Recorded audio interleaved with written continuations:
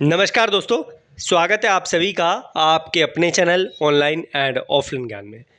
दोस्तों, NPCL recruitment आप लोग जानते हैं, शॉर्ट नोटिस इसका पहले आ चुका था जिसकी जानकारी आपको दे दी गई और अब डिपार्टमेंट ने इसका फुल नोटिस भी जो है जारी कर दिया है।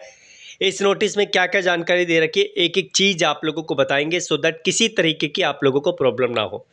इसका फॉर्म आज 10 बजे से चालू होना था तो फॉर्म चालू हो गया है, बट रिक्वेस्ट करूंगा अभी फॉर्म को आप लोग ना फिल करें। हालांकि मैं लिंक आप लोगों को इसका डिस्क्रिप्शन में दे दूंगा, यहाँ से एडवर्टाइजमेंट आप लोग निकाल लेना और यहाँ से आप लोग इसका ऑनलाइन फॉर्म फिल कर लेना। एक एक चीज़ आपको मैं बताऊंगा, किसी तरीके की प्रॉब्लम नहीं होगी। इस नोटिफिकेशन को देखकर तो हमें सारी जानकारी प्राप्त हो जाएगी, सिलेबस भी हम लोग देख लेंगे। लेकिन आप लोग जानते हैं इसका दो पार्ट में एग्ज़ाम होता है, एक तो आपका स्टेज 1, एक स्टेज 2, और स्टेज 2 खत्म होने के बाद आपका एक एडवांस टेस्ट भी होता है जो स्किल टेस्ट के तौर पर विभाग के द्वारा लिया जाता है। बाकी मैं आप लोगों को जो जो नोटिफिकेशन में जानकारी है वो दे देता हूँ, लेकिन उससे पहले आप लोगों को बहुत परेशानी होती है कि सर हमारा स्टेज 2 तो निकल जाता है क्योंकि हमने ITI किया है, लेकिन स्टेज 1 में हमें प्रॉब्लम आती है। तो भाई स्टेज 1 के कंप्लीट नोट्स आप लोगों के जारी हो गए हैं और बहुत कम कॉस्ट रखी है। अब की बार मैंने 189 रखा, ना मैंने 199 रखा, ना 99 रखा। सिंपली आप लोगों को 89 रुपीज़ में हल्का सा ट्रांजैक्शन चार्ज लगेगा, 1-2 रुपये, आपको नोट्स मिल जाएंगे। लिंक डिस्क्रिप्शन में है।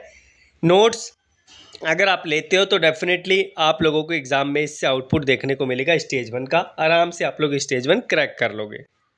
हिंदी में है, ये इंग्लिश में है, सेम कंटेंट है हिंदी इंग्लिश में, बस लैंग्वेज अलग कर दी है। उसके बाद स्टेज 1 के 10 प्रीवियस पेपर है, सॉल्यूशन के साथ है। और उसके बाद जो है ये रावत भाटा के पेपर है, ध्यान रखना, लेकिन एनपीसीएल विभाग के ही है।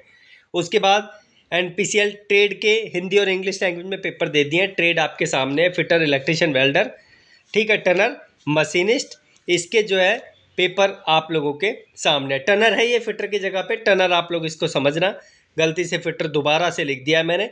और उसके बाद प्लांट ऑपरेटर के हैंड रिटन नोट्स फिजिक्स और केमिस्ट्री के आप लोगों को डिस्क्रिप्शन में मिल जाएंगे। ये मैं मुखर्जी नगर से लाया था स्पेशली, और ये हैंड रिटन है, आप आराम से लेके जो है अपनी पढ़ाई शुरू कर सकते हैं।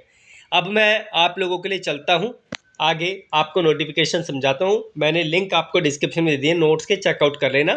पहले नंबर पे जो बच्चे फिजिकल बुक परचेज करना चाहते हैं उनके लिए भी मैं एक लिंक आपको डिस्क्रिप्शन में दे दूंगा। जो बेस्ट बुक्स हैं आप वहाँ से ले सकते हैं। ये काकरा पार की तरफ से आप लोगों के लिए वैकेंसी है, 10 बजे से फॉर्म चालू होना था, विभाग ने कर दिया है।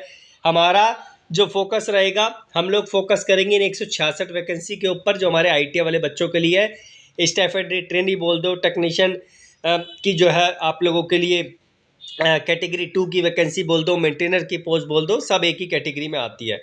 अब ये जो है हमारे जो डिप्लोमा इंजीनियरिंग कैटेगरी के बच्चे हैं उनकी है, तो हम लोग फोकस करेंगे इस पर।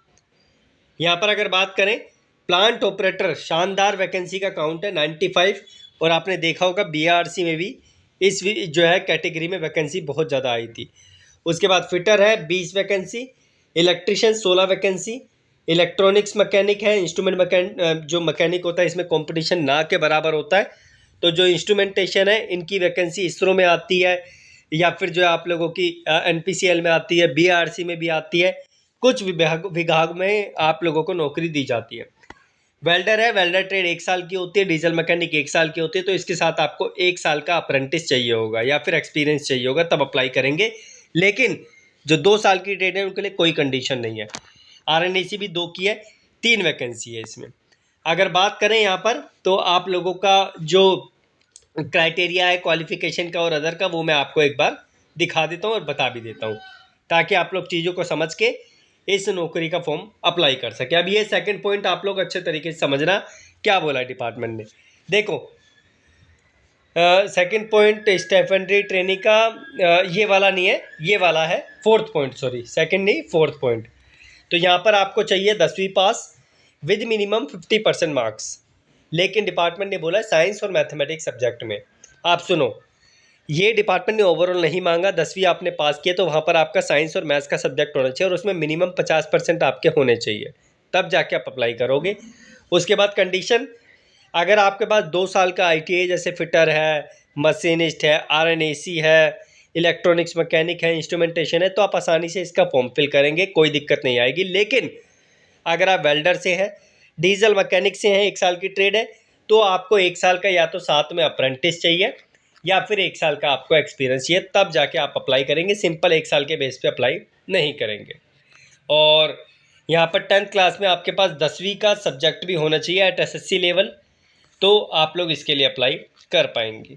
ठीक है, ये पॉइंट आपका क्लियर हो गया। इसमें हाइट का भी क्राइटेरिया ध्यान रखना, वेट का भी क्राइटेरिया है, वो चीज़ आपको लेकर चलने पड़ेगी। बाकी प्लांट ऑपरेटर के बच्चे तो इतने समझदार हैं, चीज़ों को देखकर आगे बढ़ जाएंगे।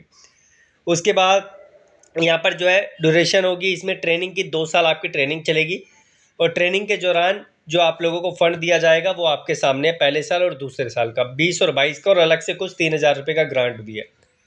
और ये सर्विस बॉन्ड है, अगर आप समय से पहले छोड़ते हो, जितना डिपार्टमेंट आपको टाइम देगा, तो बॉन्ड आप लोगों को फिल करना पड़ेगा, इनिशियली नहीं, जब छोड़ोगे तब। उसके बाद ये आप लोगों का पे है जो आप लोगों को मिलेगा। आप लोग देख लें, टेक्नीशियन जो ग्रेड 3 है, 3 के अंदर आ रहे हैं, और इनकी सैलरी जो है आप लोगों के सामने है। इसमें अलाउंसेस बहुत मिलते हैं, तो अलाउंसेस में किसी प्रकार की कमी यहाँ पर नहीं है। बहुत अच्छा विभाग है, जो बच्चा लगता है उसी को ही पता चलता है कि मैं कितनी अच्छी जगह पर आ चुका हूँ। अगर हम एज की बात करें तो यहाँ पर जो हमारी स्टाइफंडरी ट्रेनी साइंटिफिक असिस्टेंट है उसके लिए 18 से 25, हमारी मेंटेनर यानी IT के बच्चे और प्लांट ऑपरेटर के लिए 18 से 24, और बाकी के लिए आप लोग देख सकते हैं। एज की मैंने बता दी। रिलैक्सेशन आप लोगों को मिलता है SC ST OBC का। और देखो भाई, मिनिमम हाइट आपकी 160 सेंटीमीटर होनी चाहिए और मैक्सिमम 45.5 kg होने चाहिए। इसमें जो आप लोगों का जो एग्ज़ाम का प्रोसेस है वो मैं थोड़ा बता दूं। देखो, स्टेज 1 में इसमें आते हैं 150 क्वेश्चन।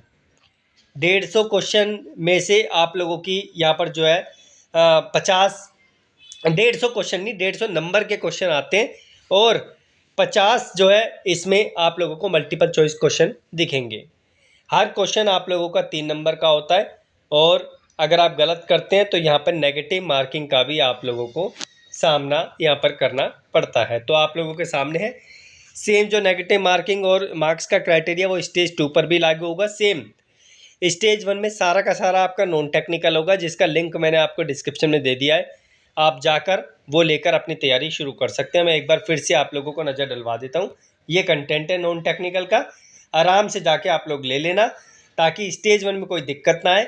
स्टेज 2 के लिए जल्द से जल्द आप लोगों को कंटेंट मैं प्रोवाइड कर दूंगा। ये स्टेज 2 का है, इसमें भी 50 क्वेश्चन आपको देखने को मिलेंगे। 150 नंबर का पेपर होता है, 3 नंबर सही पे, 1 नंबर आपका गलत पे डिपार्टमेंट काट लेगा। ठीक है, नेगेटिव मार्किंग भी आप लोगों की होती है, यहाँ पर ध्यान रखना। और स्टेज 1 में भी सेम यही कंडीशन नेगेटिव मार्किंग की आपके सामने एप्लीकेबल होगी। ठीक है, बाकी कोई कंडीशन जो आप लोगों को समझ नहीं आई है, कोई दिक्कत आ रही है, मुझे बताना। 17/6 तक आप लोग इसका फॉर्म फिल कर पाएंगे। और जो NMDC का फॉर्म आ रहा है उसमें जो है आप लोग 14 तक आई थिंक फॉर्म इसका फिल कर सकते हैं।